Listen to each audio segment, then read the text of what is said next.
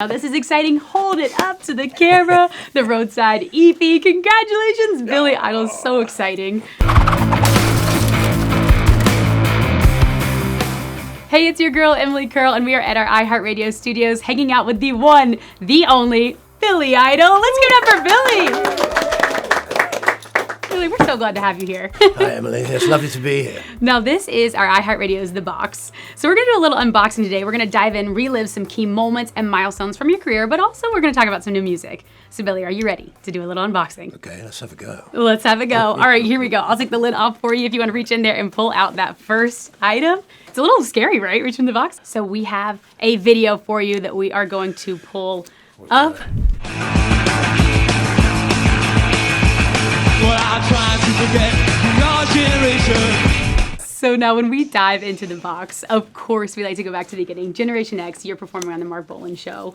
Take me back to that moment in that performance. What comes to mind when you see that video? Well, it was a wild day.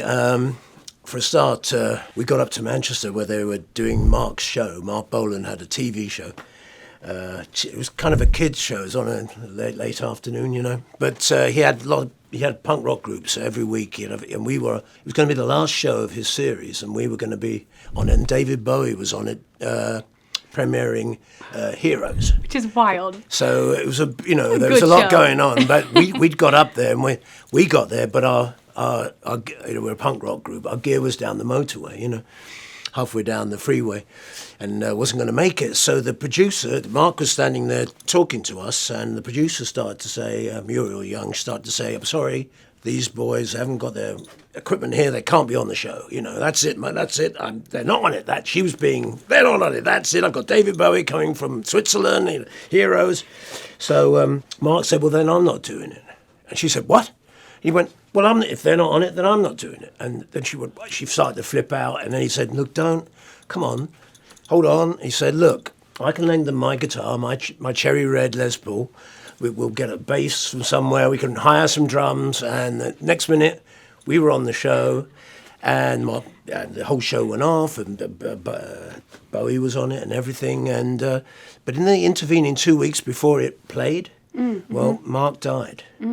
So if he hadn't have stood up for us at that moment, we wouldn't have been on the show, and not the whole. This is us playing live as well for the first time. Were you nervous not with your gear? Oh, we were, yeah. The first time playing live on TV with our first single, so it was a big moment. And then the whole country saw it. I mean, it was so sad, Mark dying. That was the terrible thing, but everybody watched the show. So.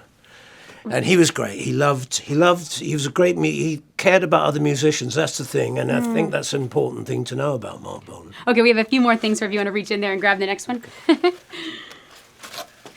got a little poster for you if you want to turn and show the camera. I'm not even going to pretend like I can pronounce the name of this, okay? A French film. Les yeux sans visage. That inspired one of your biggest hits. What about this film? Well, inspired you?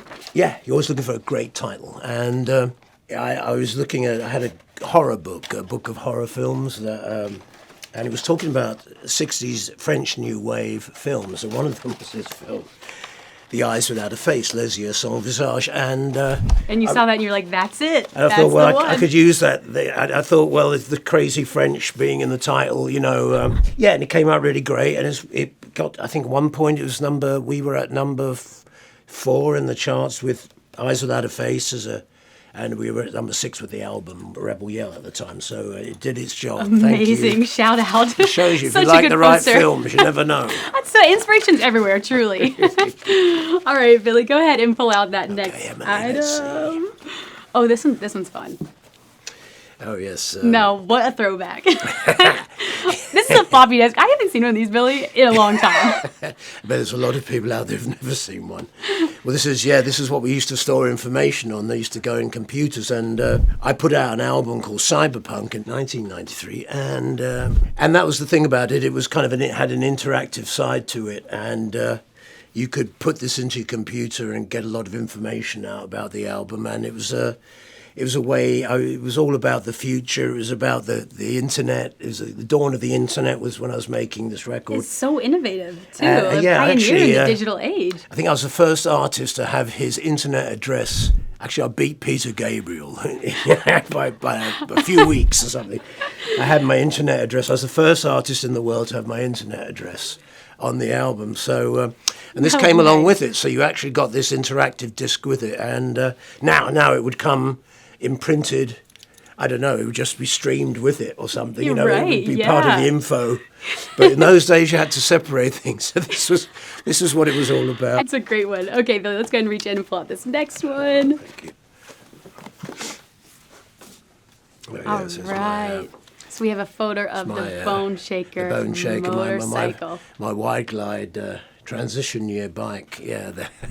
And now this is on display at the Rock and Roll Hall of Fame. It is, yeah. It's in the Rock and Roll Hall of Fame, and it probably deserves to be, really, because it really did its job. And I had a terrible motorcycle accident on it, and the bike came out of the accident fine. It got hit in the transmission, so the bike was fine. It was me who It's wild. got messed up. Yeah, so I mean, and it's been almost or a little over 30 years, but you said since that crash, but you said that was a watershed moment for you.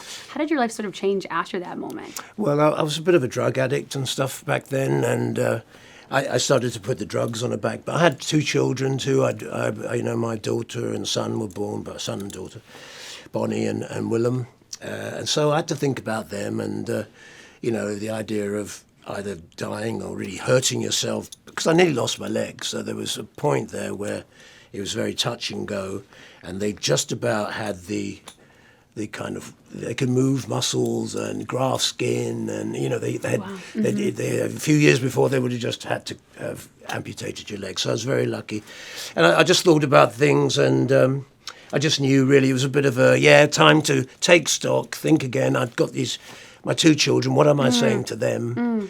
Casually seeming to throw my life away. Well, I'm still here rocking, and they're now 33 and 32. I think I did the right thing, don't you? I think so. And this, if this is correct, this also inspired Bitter Taste, right, on the new EP. Well, it did really, because we were writing the song during the pandemic, and I was trying to think. Well, I didn't want to immediately try and write a song about the pandemic because it was kind of May, June 2020. It was a little bit too soon. You just began. We weren't sure what was going to happen. Look, right. we hoped it would be over by September, and it's still going on. So it's very strange, very difficult time. And I just thought about, this for me was a difficult time and a lot to overcome. And I just thought, that's what people are going through now. There's people out there going through hell. But maybe if I sing about the time I went through a kind of personal hell and came out the other side, maybe that'll give them something that they can identify with, something in the lyrics, but it's not directly about the pandemic, right. so I don't know. And then maybe now we'll write one about the pandemic. Now it's been going, and we have time to let things marinate inside you. And sink in. And then they come out. Yeah. They come out very naturally, and usually come out much better than if you force it. If you force it, they come out kind of, they sound forced. And you felt like this one just was flowing right out of you. This Yeah, song. because I've been trying to forget about it for 20 to 30 years because it was my fault. I was high on a motorcycle, which is the last thing you should do. I never ride high anymore. And but the song came out great. So maybe letting it marinate for 31 years wasn't such a bad idea. Billy, that's great. Thank you for sharing that story. Okay, we have a few more things for you. Oh, yes. There we go. I'll do that, sir. We got another video for you, and this is probably one of my favorites, Billy, so let's pull this up.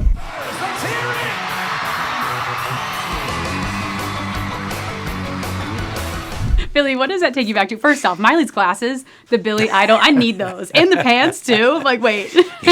She looked great, and it was funny as well, somehow. Something about that's so what's good. so great about her. She has this, she does have a kind of a quirky personality. That's fantastic because she's a lot of fun, but she also works very hard. She's ever since we did that was in 2016, and she's been working on her voice. Her voice has come along since that time. And it's got such a rock feel. It's really she's become a lot more of a powerful singer.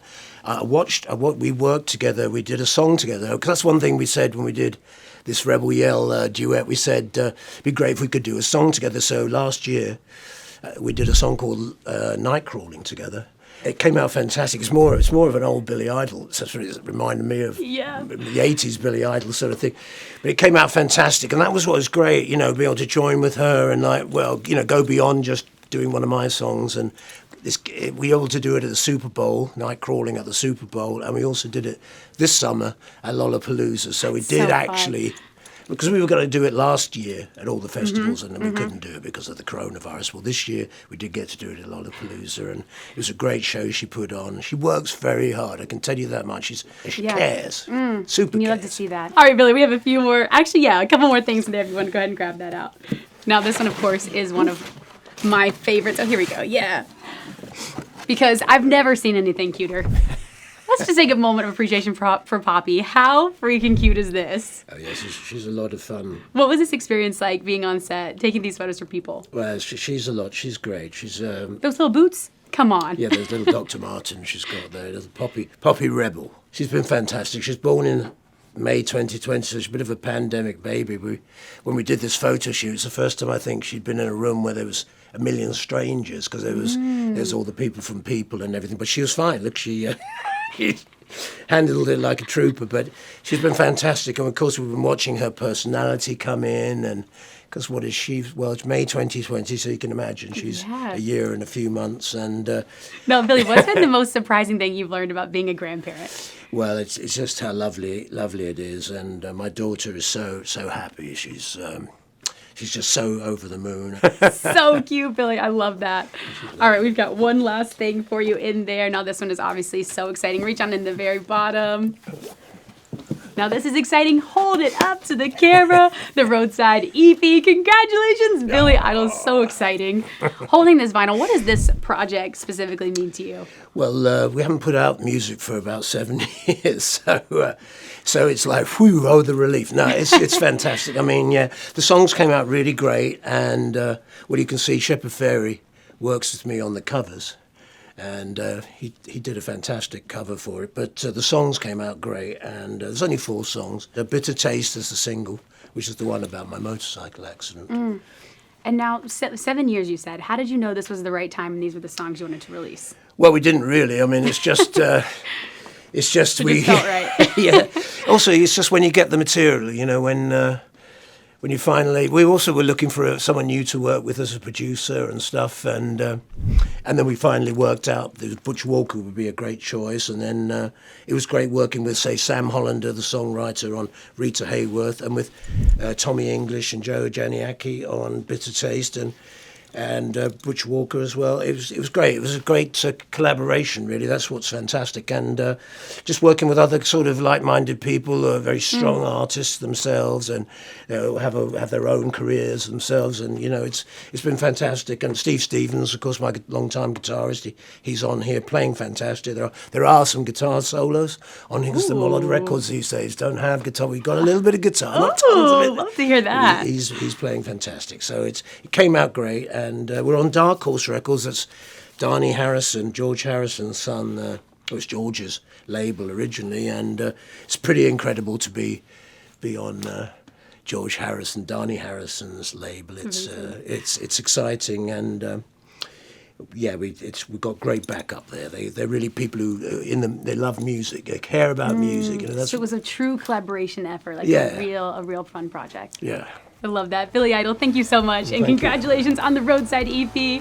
Thank you all for watching. Let's give it up one more time for Billy Idol. Roadside EP out now. Make sure you stream it, and we'll see you next time on iHeartRadio. Bye, guys.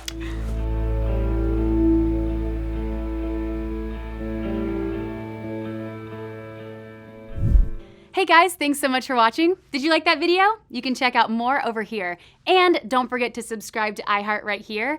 And if you're already a longtime fan, make sure you ring the bell down below so you don't miss a single video. Bye guys.